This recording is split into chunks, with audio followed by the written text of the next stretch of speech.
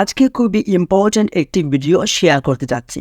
যে ভিডিওটি আপনার দেখা অবশ্যই প্রয়োজন।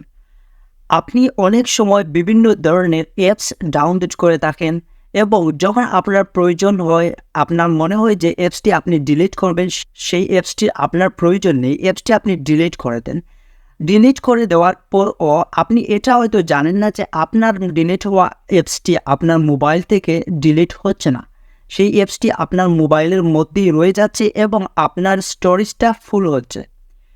এই বিষয়টি আজকে দেখিয়ে দেব এবং দেখাবো যে কীভাবে পারফেক্টলি আপনি সেই অ্যাপসটি ডিলিট করতে পারেন।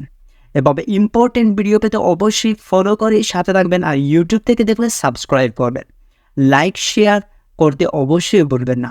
সো কথা লম্বা না করে আমরা আজকের ভিডিওর মেইন টিউটোরিয়াল কাজটা মোবাইল স্ক্রিনের মধ্যে দেখে নেব।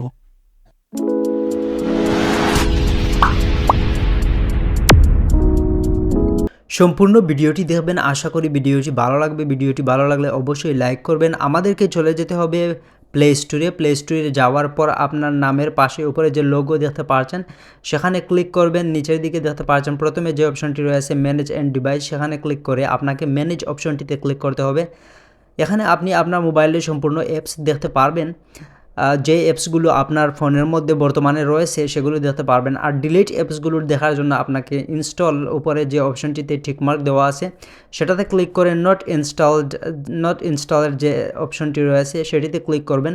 ক্লিক করার পর দেখতে পারবেন আপনি যে অ্যাপসগুলো ডিলিট দিয়েছেন সেই অ্যাপসগুলো আপনার রয়ে যাচ্ছে। তো সেই অ্যাপসগুলো আপনি ভালোভাবে ডিলিট করার জন্য পাশের যে আইকনগুলো পাশের যে অপশনগুলো দেখেন সেখানে টিকমার্ক দিয়ে আপনি সেগুলো ডিলিট করতে পারেন, তারপর সেগুলো ডিলিট হয়ে যাবে।